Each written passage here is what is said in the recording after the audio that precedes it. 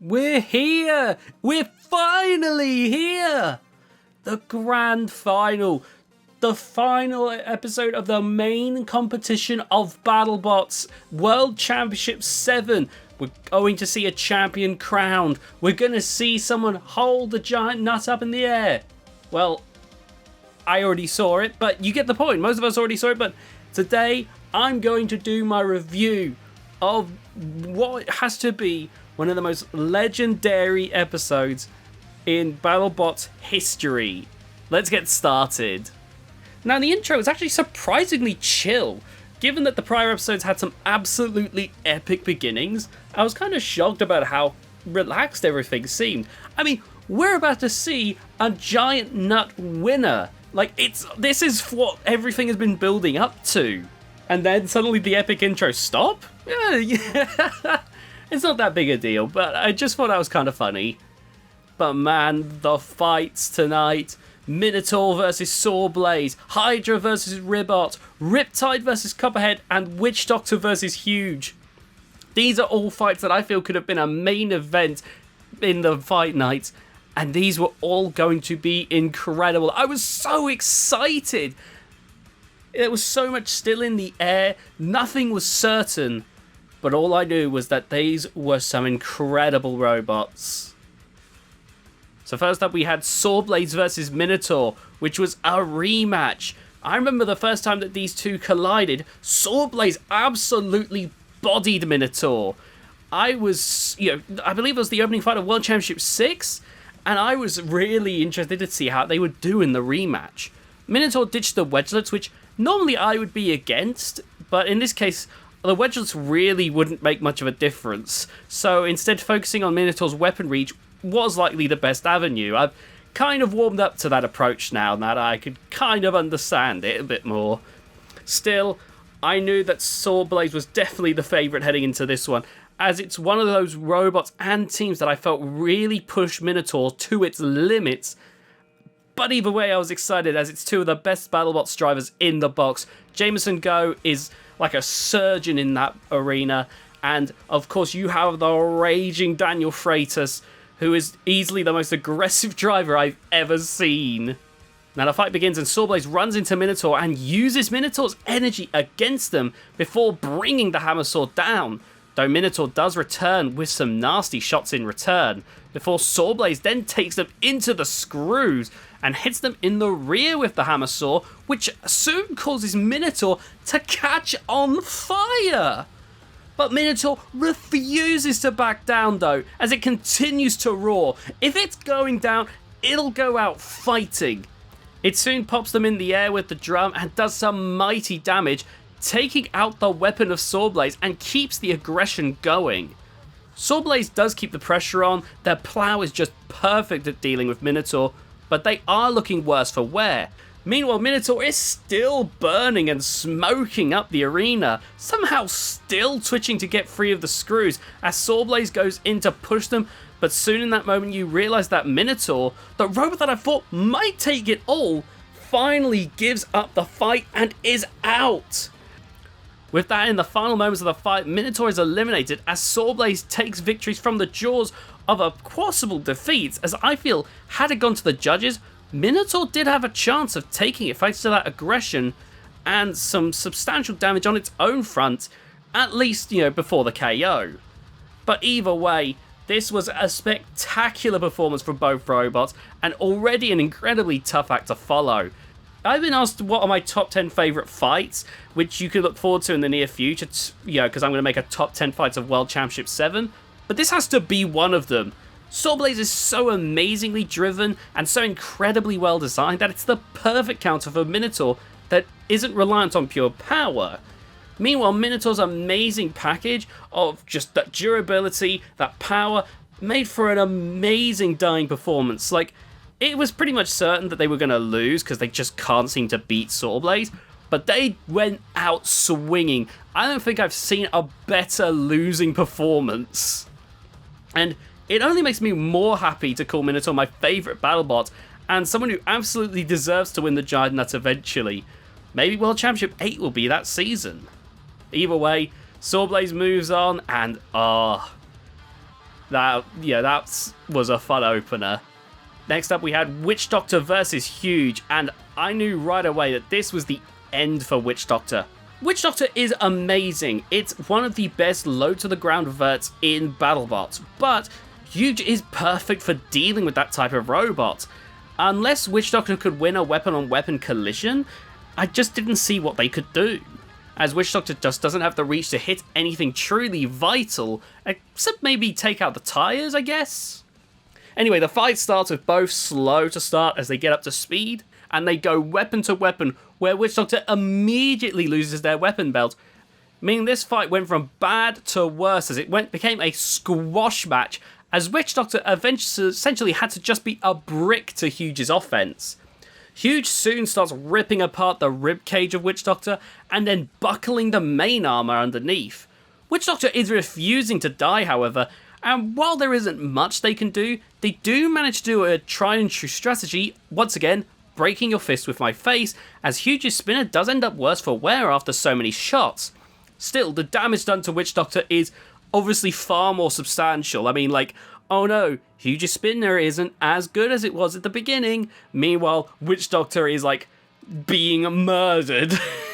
You know, it's quite obvious where the more substantial damage lies. But I gotta give Witch Doctor this, they are keeping the pressure on in the best way that they can given the circumstances, which is commendable in its own right. At this late stage, you need to give it everything you've got, and they are refusing to give it up here.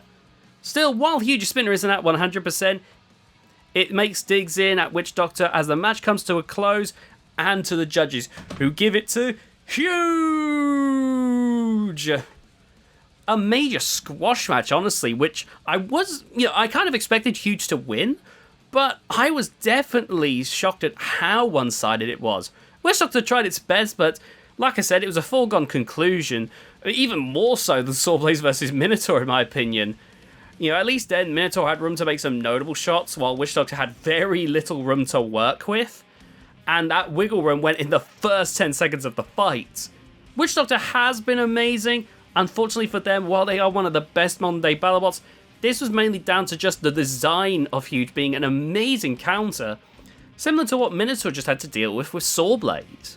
Now we had Hydra versus Ribbot, which was a crazy hype fight. Ribbot was back on form and coming with the forks that are all over the place, you know, those forks which are just not symmetrical in the slightest. Meanwhile, Hydra is the meanest flipper in World Championship 7. It's the best Waiachi machine since the legendary Son of Waiachi, in my opinion. Like, Son of Waiachi is clearly still the Waiachi robot, but Hydra, I'd say, comes pretty damn close at this point. It's also the only real non-vert still in the competition, so, you know, there's that as well. Still, so far the show has only been robots I love watching in the box, so these have all been extremely exciting for me. The buzzer sounds, and Hydra and Ribbot are both a bit cautious, knowing that a bad move could swing this fight. Ribbot does get a graze in, followed by a missed flip from Hydra, and the two end up in a very tense stalemate. It is palpable as they wait for the other to flinch. This really is a moment where any moment the fight could have swung in either which way. Hydra does miss a few flips, but Ribbot is unable to capitalize each time, and if they get it wrong, they'll end up on that flipper, whereas a good shot from Ribbot could ruin Hydra's chances. All they needed was for the other team to flinch. And with a slight turn on Hydra, Ribbot gets a massive shot in, and it suddenly goes all downhill for Jake Hewitt and Hydra as their drive is immediately impacted. With that, they keep trying to drive, but Ribbot is now much more easily able to get at their weaker side and make huge gashes in both sides of Hydra, causing them to slowly die and be counted out. Now, man, in terms of entertainment value, this fight in a vacuum may not be much, but with the tension of watching the series for the first time, watching all the build up to this point, knowing that this would be the end of either one of their runs, the tension in that stalemate was almost anxiety-inducing.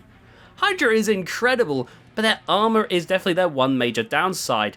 If they can endure more shots in World Championship 8, then they'll almost certainly be back here going this far again, and potentially even further.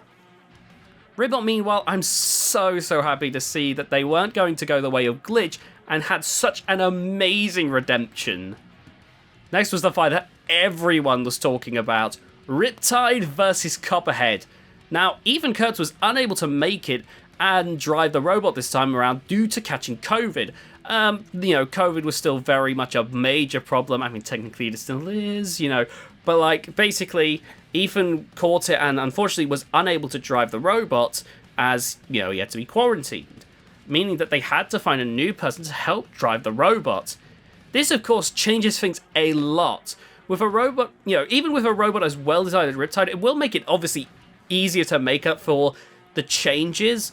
But Felix Jing, he had a tall task here. Like I said, Riptide's an amazing design, so Riptide still had a very good shot. But when you change drivers, that can change entirely the complexity of a robot. I mean, you saw how Beta went from starting to fall off to bringing Jason Marsden on, and suddenly it's like one of the top one of the top Hammerbots. It really can change things, so I have to imagine the pressure was on for Felix. They then say, Copperhead's weapon has only ever been shut down once, which, stop bringing up no KO stats, I'm begging you, you're gonna jinx it! Now now for the entrance, my god, Ethan was going to the Battlebots via Zoom. Ethan really was living the lockdown experience in this big-time fight. Though I do like the choice of taping the tablet to a Riptide fork. Though you can really, this is one of those things where, the catching the COVID, the lockdown, the Zoom call. This is one of those things where we'll be able to watch this in, say, 20, 25 years' time. And we're going to be like, oh, wow. This is a time capsule almost now of the time period this was recorded at. Now, right before the fight, I did notice Riptide looked to be in rougher shape than I expected. I'm guessing the stress of the situation, with Ethan recovering from COVID and the long-term damage done to the robot had exhausted the team's ability to repair the machine to 100%. And I did wonder, is this going to swing the fight? Well, the fight starts and Riptide races out, but Copperhead gets a nice shot on the side before Riptide starts winning the weapon-on-weapon shots. But, as usual, Copperhead keeps on going. If you hit Copperhead at the front, it seemingly just doesn't die. And Riptide's weapon, which looked rough heading in, soon split in half after some of those mighty shots. Which, honestly, I was shocked by, because for a moment, I thought, okay, Riptide's going to get a big shot in, and Copperhead's going to die. Riptide's moving on. Once that happened, holy cow! I gotta say, Copperhead's durability when front to front is unreal. I am shocked that the robot was still going after some of the hits. But because of that completely changed the tide of the match. Riptide wasn't out as they began pushing Copperhead about, though they do end up pushing, running into the drum and being flipped over, where Copperhead then just keeps digging into them and making nasty shots. Riptide is now struggling to figure out what to do, as, they've got no weapon, and Copperhead is keeping the aggression going. But then, just as the fight seems certain as Riptide's egg beater continues to fracture, Copperhead loses a tire! Riptide ends up pinning Copperhead against the wall, and the two finish up going to the judges in an extremely close fight. Now, the judges are split, but end up giving the fight to Copperhead, which I entirely agree with. On damage, which is the most important thing, losing a wheel's bad, sure, but it's not as bad as losing your weapon. It was overall just an incredible fight. The Riptide team did file an appeal, but it went from a split decision to a unanimous one in favour of Copperhead. If I remember correctly, I think it was the aggression that swung it. Well, either way, both times it went to Copperhead. I gotta say, what an amazing moment. That was something I think it shocked everyone, because I imagine there was a lot of people, including myself, that thought, okay, Riptide's gonna walk away with the giant nut, aren't they? I don't think they were definitely gonna win it, but I definitely knew that it's very possible. Oh my god. Each fight has been incredibly tense, but with the status of the robots, at the end of it, this had me on the absolute edge of my seat. This was unbelievable. There hasn't been a single miss so far in this episode. and it just keeps going, as all 4 top seeds fall in the first round. Once again, Battlebots shows us that no matter what happens, to never assume you know what will happen, as twists and turns can come at you at any moment. Anyway, we move on as it's Sawblaze versus Ribbot next.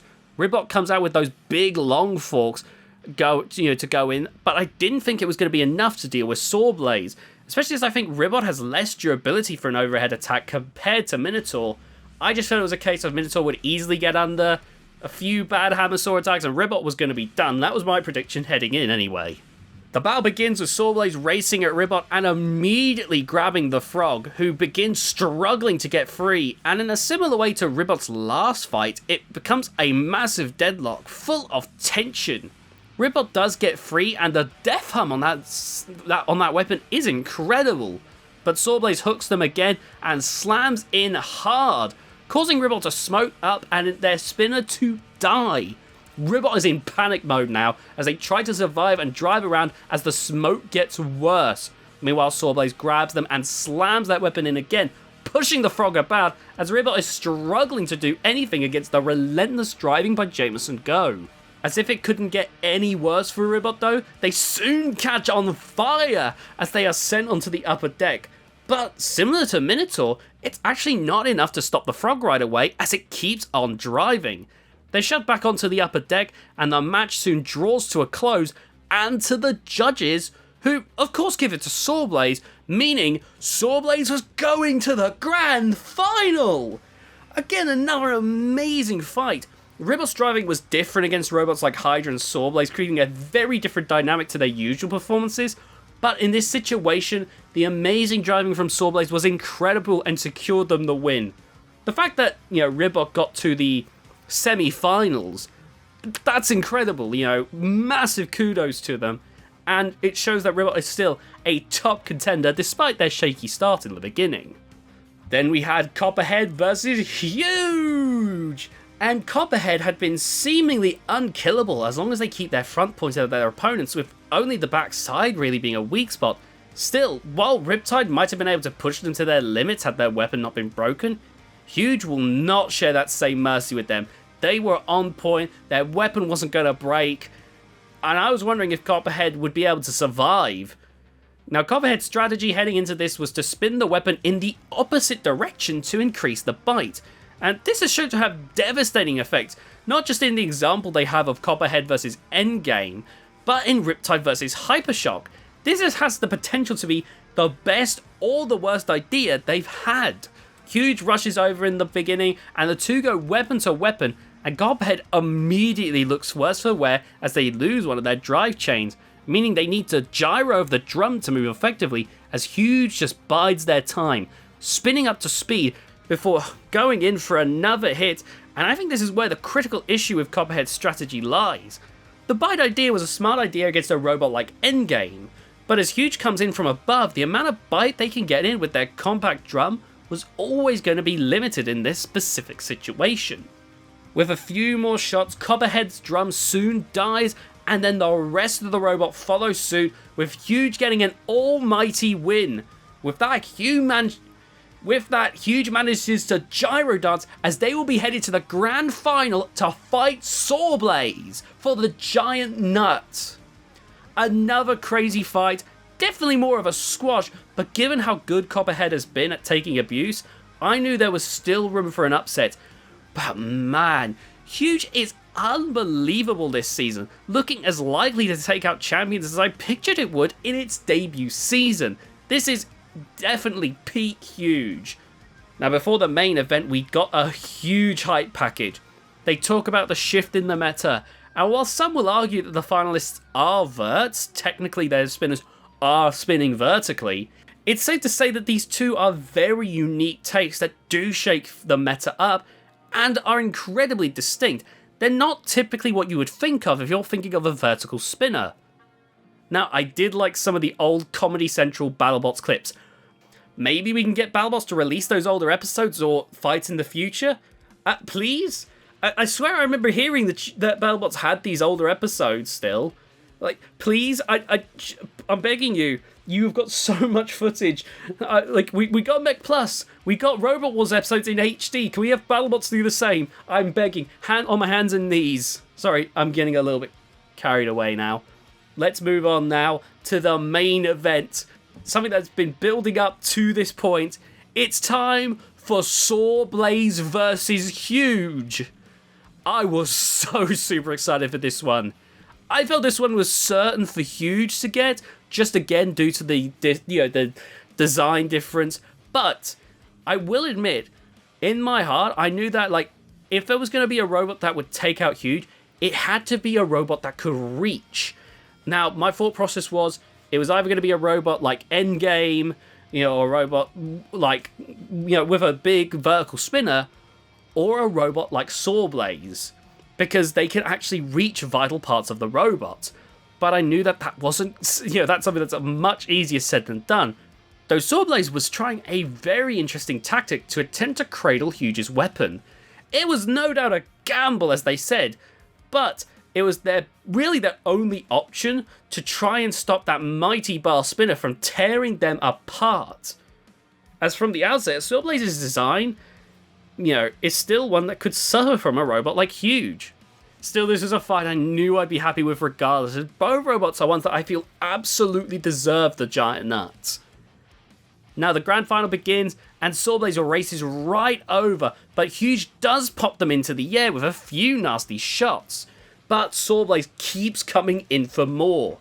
Sawblaze's cradle takes a while, but soon it works as intended, as they are able to go in and snipe one of the weapon belts. Sawblaze keeps going in for more, tanking blows and refusing to back down. Then Jameson has Huge right in front of him as he goes in for more. Huge tries to make some distance to spin up, but Sawblaze just won't let them and is suffocating them. Huge does manage to get some shots in here and there throughout the fight, but Sawblaze's cradle is allowing them to shove Huge all around the battle box. They have figured out an amazing way of dealing with Huge without putting a bite crack on. And as much as Huge is keeping the weapon spinning, their weapon clearly has very little to no bite left. Huge keeps buckling with each additional shot. The eyes are gone, there are gouges throughout the robot, and it looks ready to fall apart.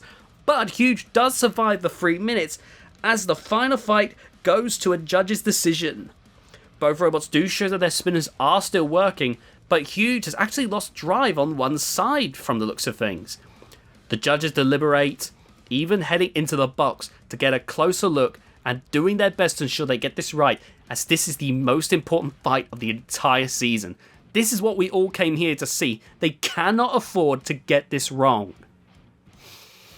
The judges have a unanimous decision, and I can certainly agree with what they chose, as they decree that the Battlebots World Champion for World Championship 7 is Sawblaze!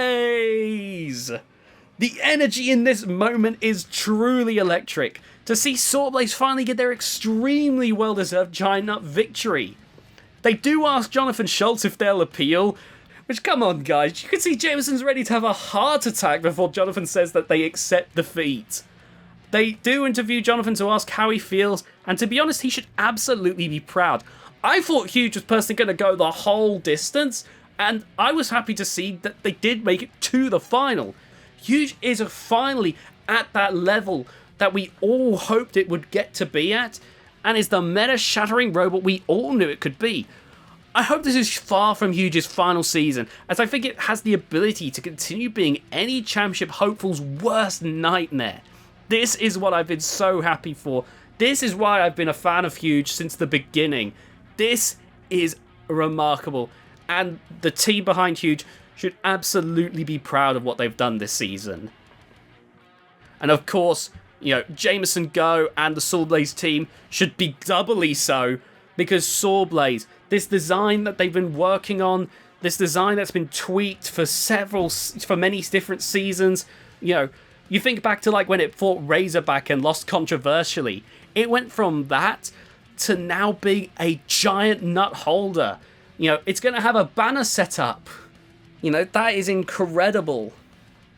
in The Road to the Giant Nut. The Giant Nut is given by Trey Roski, who is just beaming as he hands it to Team Sawblaze, who all hold it up into the air as they celebrate their well-deserved victory that they fought so hard for.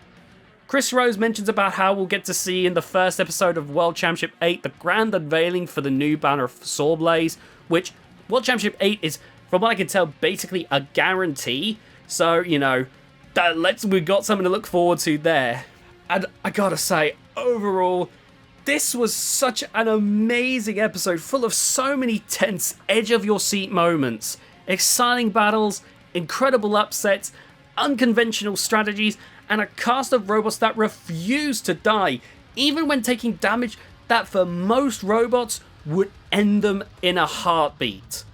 World Championship 7 has overall been absolutely incredible, and Battlebots continues as ever to raise the bar. I'm so super happy to have seen this, as Battlebots has once again put on a legendary show, and keeping the sport on TV is something we have to thank everyone who works to put this show together for. You know, seeing as we don't have Robot Wars, I don't know if anything's happening with King of Bots, you know, so without them, Battlebots I'd say is like our big bastion for having this stuff on TV, which I'm super, super thankful for. Now, if you haven't seen World Championship 7, you need to at your earliest possible opportunity. It's genuinely incredible, and any fan of Battlebots will almost certainly find something to enjoy amongst these episodes. And if you're new to Battlebots, then I gotta say, if World Championship 8 does happen, which like I said, I think is almost a certainty, that is something to be truly hyped about, and I almost certainly will be covering that when it does happen. But with that, I believe now all we have to do is wait for the Golden Bolt tournament, as the main competition has finally come to a close.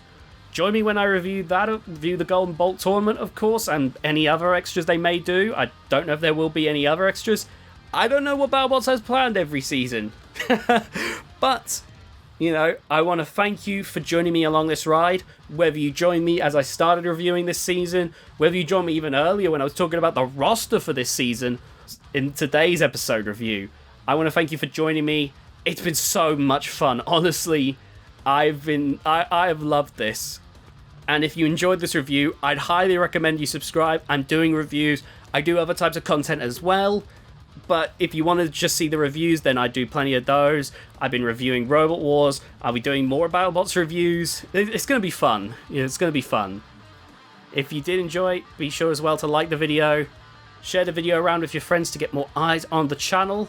Comment and let me know what you thought of this episode of Battlebots, and hell, what did you think of this season, at least the main competition? For me, like, despite the controversy, despite the drama, this was an amazing, simply incredible season. And with that all being said, I'll see you all next time. Bye guys!